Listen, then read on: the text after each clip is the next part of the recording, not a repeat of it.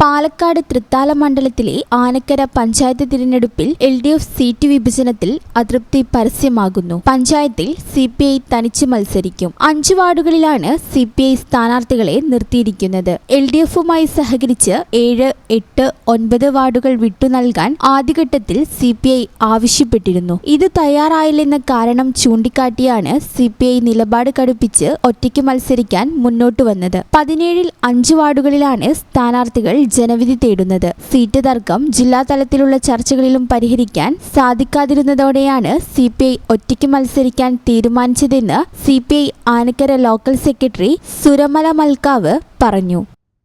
അപ്പൊ ഞങ്ങൾക്ക് ഒരു വെച്ച് നീട്ടിയ സീറ്റാണ് 14-ഉം 6-ാം വാർഡ്. ഈ 2 വാർഡ് നമുക്ക് തരുമ്പോ ഈ വാർഡുകൾ നിങ്ങൾക്ക് തരാമോ, ഇത് മതിയോ എന്നൊരു ചോദ്യം ഉണ്ടായില്ല. കാലാകാലങ്ങളായിട്ട് ഇവര് 2 സീറ്റ് കൊടുത്തുകൊണ്ടിരിക്കുക.